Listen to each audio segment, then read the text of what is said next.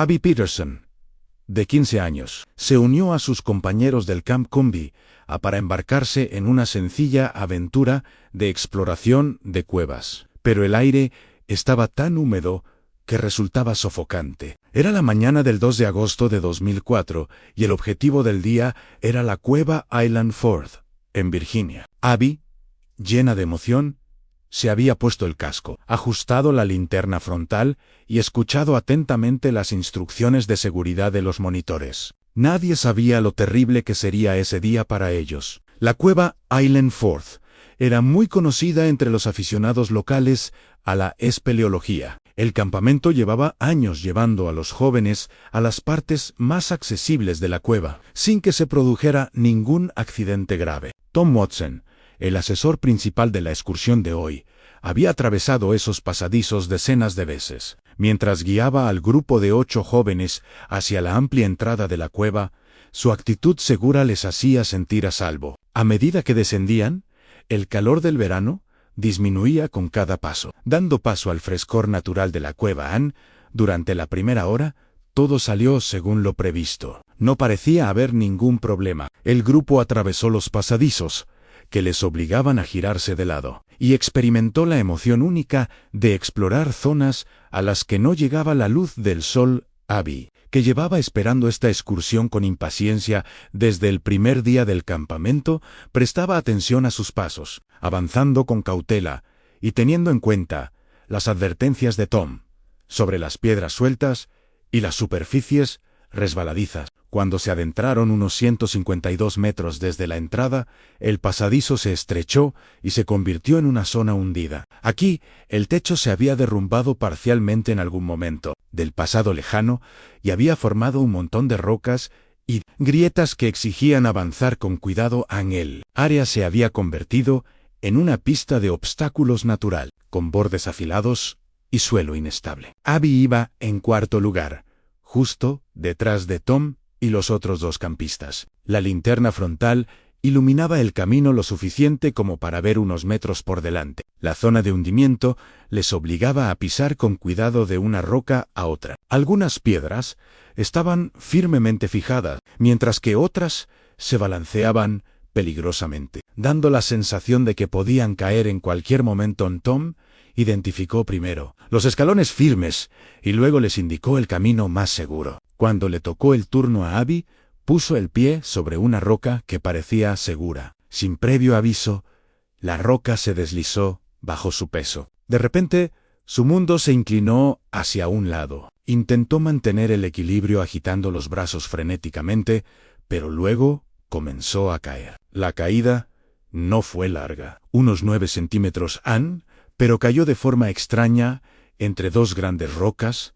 El impacto de la caída provocó una segunda catástrofe. La inestable formación rocosa que había encima comenzó a desmoronarse debido a su peso y movimiento. Varias rocas, de un tamaño que variaba entre el de un puño y los 9 kilogramos de peso, se desprendieron de las paredes de la cueva y cayeron. Abby apenas tuvo tiempo de protegerse la cabeza con los brazos antes de que las rocas cayeran a su alrededor. Una de ellas golpeó su casco con tanta fuerza que rompió el plástico. Cuando terminó la breve caída de rocas, Abby se encontró parcialmente enterrada. Las rocas le cubrían el torso y el brazo izquierdo, mientras que sus piernas estaban estiradas y atrapadas. Tenía demasiado peso sobre el pecho y le costaba mucho respirar.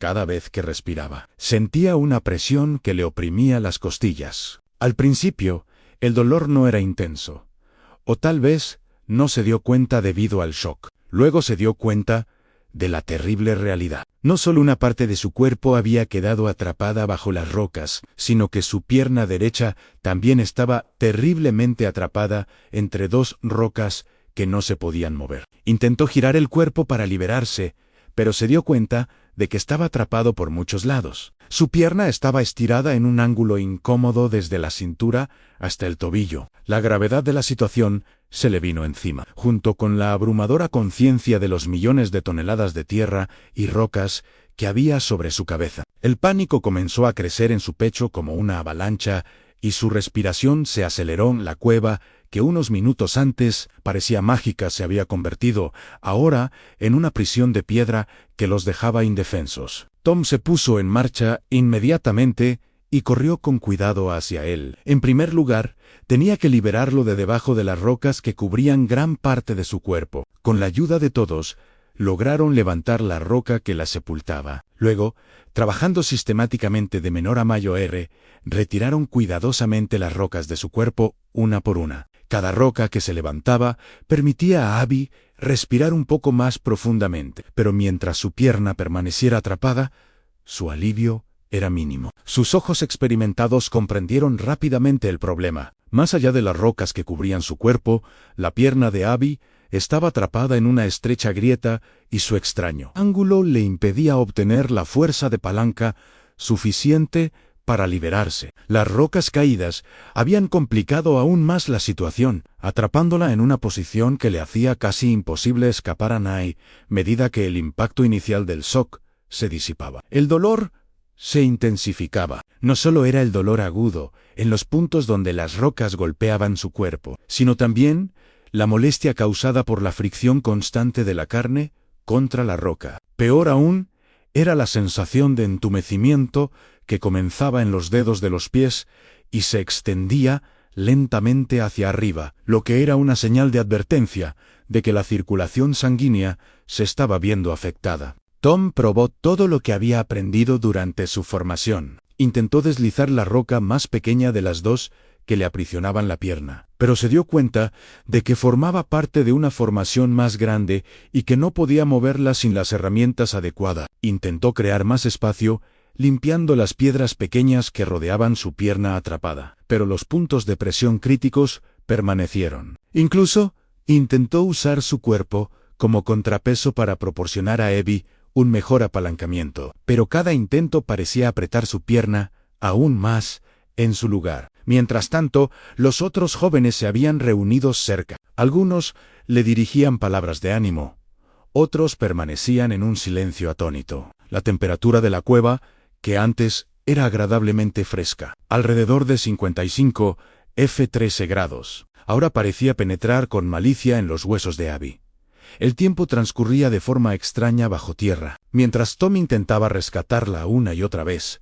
Lo que podrían haber sido 15 minutos parecían horas. El pánico inicial de Abby se había convertido en una resignación aturdida, interrumpida por oleadas de malestar cada vez que cambiaba de posición. La humedad del suelo de la cueva había empapado sus pantalones vaqueros, lo que añadía el tormento del frío húmedo a su difícil situación. Después de agotar todas las opciones de emergencia, Tom tomó una decisión difícil. Le dijo al asistente Julie que regresara a la superficie por el camino más corto y llamara al equipo de rescate de emergencia. Esperar era quizás la peor parte. Cada minuto se alargaba dolorosamente. La mente de Abby se llenaba de los peores escenarios. ¿Tendrían que romperle la pierna para rescatarla? ¿Estaría atrapada allí durante días? A medida que pasaba el tiempo, sus pensamientos se volvían cada vez más oscuros. En la superficie, Julie corrió hacia el vehículo más cercano y, con manos temblorosas,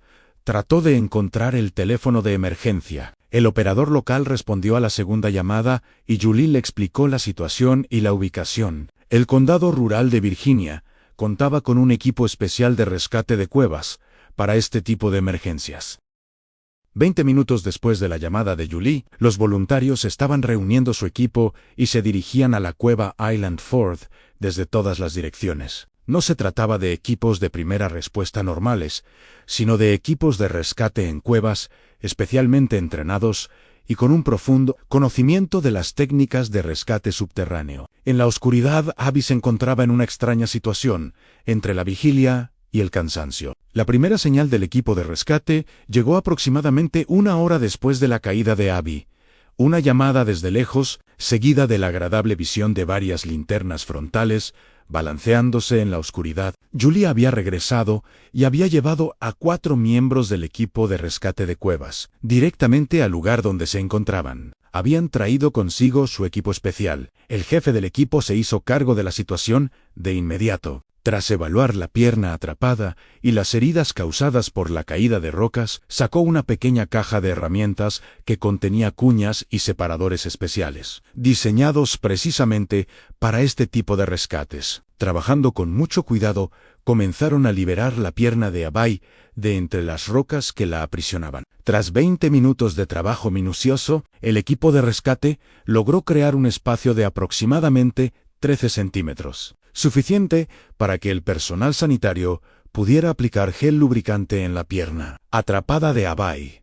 Con esta última ayuda y los esfuerzos coordinados de 3 miembros del equipo, tirando en el ángulo correcto, la pierna de Abai finalmente se liberó de su prisión de roca. El alivio fue inmediato, pero breve. A medida que la sangre volvía a fluir por su pierna, Abai sintió un dolor más intenso que el que había sentido cuando se atascó. Además, al liberar su pierna, el equipo pudo evaluar correctamente las lesiones causadas por la caída de rocas. Tenía numerosas contusiones en la espalda y los hombros, y destacaba especialmente una zona con la piel desgarrada y sangrando en el hueso del hombro izquierdo. Trasladaron a Abai con cuidado a una camilla especial y le inmovilizaron el cuerpo para evitar cualquier movimiento que pudiera causarle más lesiones en los estrechos pasadizos de la cueva. El viaje de salida fue lento. La camilla tuvo que ser transportada a mano por las secciones más estrechas. Cuando finalmente salieron a la luz del sol de la tarde, la ambulancia estaba esperando cerca,